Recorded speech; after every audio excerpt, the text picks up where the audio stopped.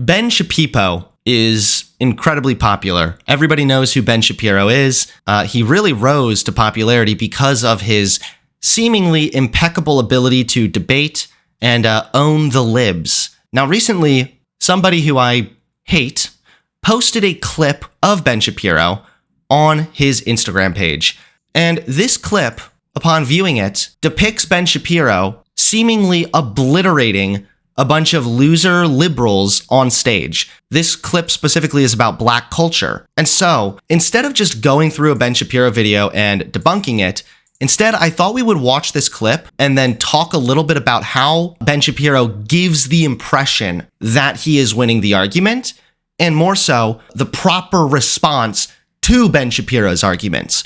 Because a lot of the times, the way he frames his arguments, they sound really authoritative, even though they're not. And I think that sometimes part of the problem is because he gives this impression so well, you start to feel intimidated to actually address the arguments. But once you can get past that, you will see that he has nothing.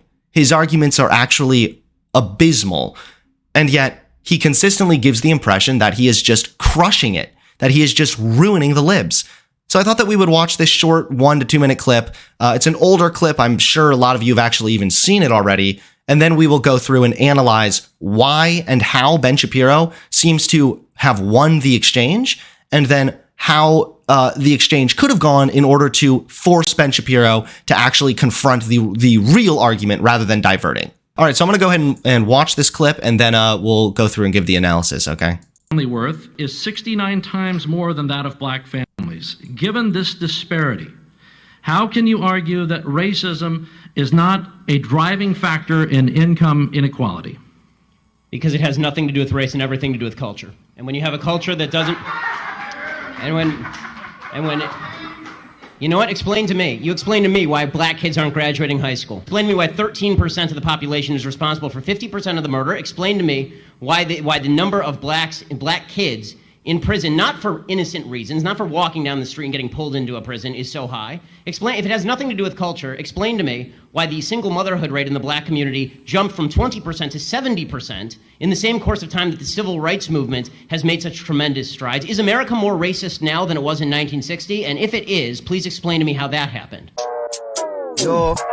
That's the clip. And it's funny because I remember seeing this clip and also thinking that the libs got so ruined.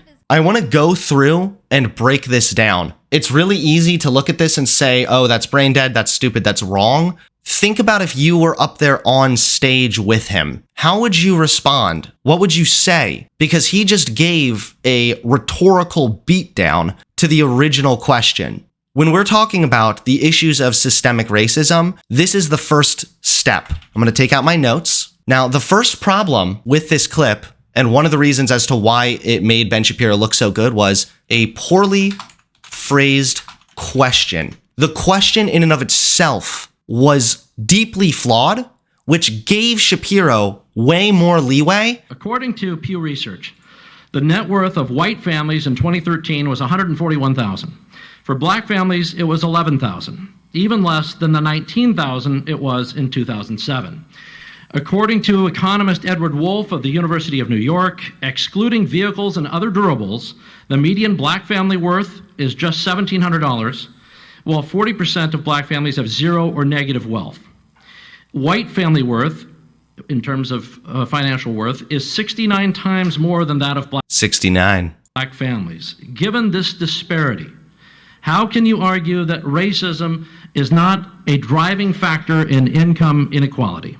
So there's the question. And hopefully listening to it again, you are able to understand why this question is so bad. Simply laying out a bunch of stats that show that black people don't have as much money on average as white people, and then saying, how can you say there's no racism, is a way of phrasing this question. How can you argue that racism is not a driving factor in income inequality? How can you argue that racism is not a driving factor in income inequality? Think about if you were a conservative trying to attack this argument, you would instantly go with, it's not racism. And that's what Ben Shapiro did. The question asked here was atrocious, laying out some disparities between white people and black people, and then saying, how can it not be racism, lol, is not giving a good question. You haven't established the question. The better question is, black people make less money on average nowadays, and that can be traced back to racist policies such as redlining. How can you say that systemic racism is not a thing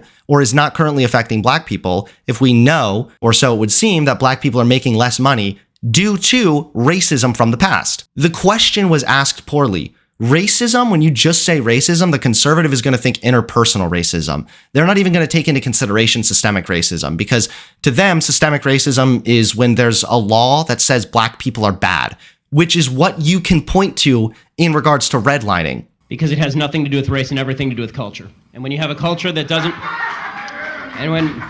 Okay, so that's the first argument. It has nothing to do with race and everything to do with culture. So, of course, the reason he's able to go this route is because the question did not include systemic racism or even lay out what this person is referring to and how systemic racism plays a role in the current disparity between blacks and whites in regards to income. So Ben Shapiro is able to take this question and then divert. And this is what conservatives are excellent at doing. They are so good at this. They will take the question and divert. They will say, it's not race, it's culture. Well, hold on. The argument doesn't end there, because then you need to ask, how did they get that culture? How did that happen?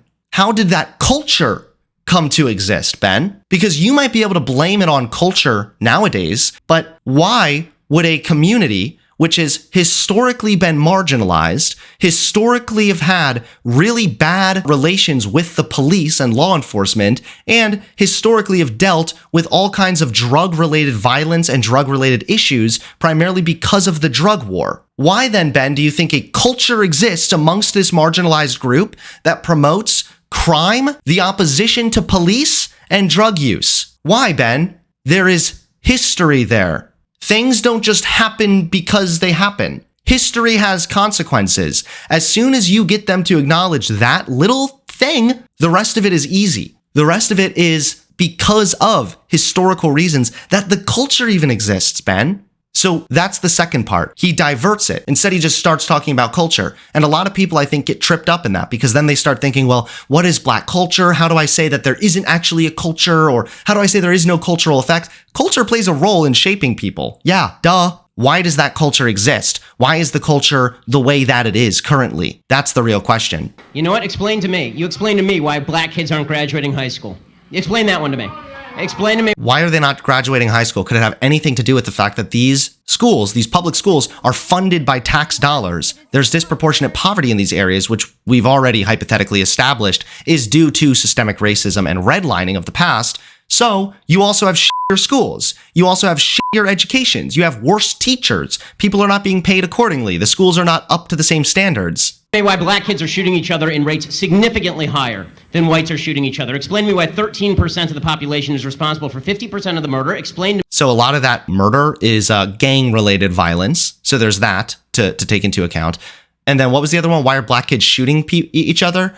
Again, when there's higher rates of poverty, there's higher rates of crime, and vice versa. To me, why the number of black kids in prison, not for... I like that part. The black kids... reasons, not for walking down the street and getting pulled into a prison, is so high. You'll notice what he did there is he just asserted that it wasn't for just innocent reasons. But you don't know that. We know, for example, that stop and frisk was done away with specifically because it was racist. Specifically because it was disproportionately targeting black people, Ben. So for you to just say, not for innocent reasons... He's just ruling that out based on nothing. He's not substantiating it. He's just ruling it out so that it's harder to respond. Because now for the people who are going to try to respond, well, he's already said that's not true. So where do they go from there? He's forming an argument that, although is woefully wrong and is easy to poke holes in, the way he's delivering it does give the perception that he's incredibly smart, that he knows exactly what he's talking about,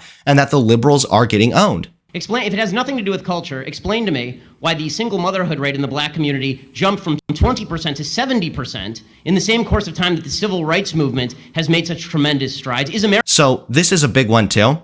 Why did the single motherhood rates jump during the civil rights movement? Thank you, Ben, for acknowledging systemic racism. Conservatives do this all the time, where they'll say systemic racism isn't a thing, but then they'll actually bring up systemic racism and complain about it because it was done by Democrats. During the civil rights movement, there were other policies put in place to try to make things right. One of those policies included welfare. Now, welfare in and of itself is good. I support welfare. I support social safety nets. However, there were certain policies, especially at the time, that did really disincentivize having a man in the house. That is actually true. If you had a man in the house who was eligible for work, but wasn't working, then you would no longer qualify for the welfare. That is a bit of a problem because there's also less job opportunity in those communities as well. So there were problems with those policies that it definitely disincentivized having a man in the house. We saw the rates of single motherhood skyrocket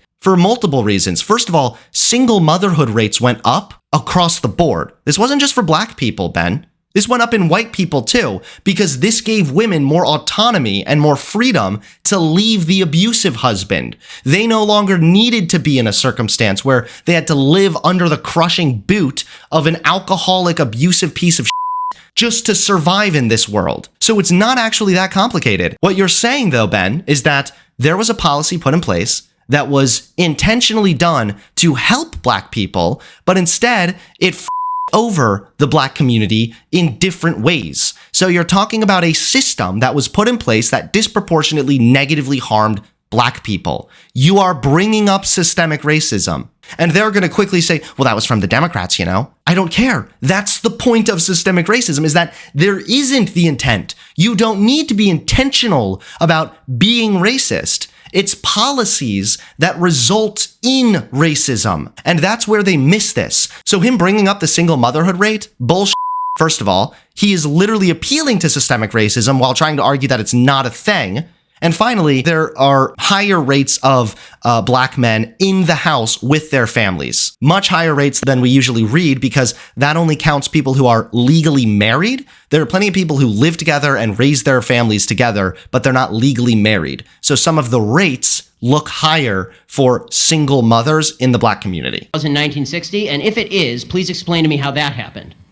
So then there's that. Is America more racist now than in the 1960s? And if so, how did that happen? He wraps this rant off with a question that, if you understood systemic racism, doesn't actually make sense at all. Nobody's saying America's more racist. If anything, we're just seeing more of the results of previous racism now. But because the question originally was phrased so badly, it gave Ben an easy way to demolish the argument and then ask a rhetorical question at the end, which didn't even really apply. But because the question originally was so bad, Ben's question did actually make sense. So a lot of this could have been avoided simply by asking the question in a better way. When you make the cultural argument, or when you furthermore deny the systemic element, which is what a lot of these conservatives do, the only logical conclusion is that black people are just disproportionately stupid. That's it.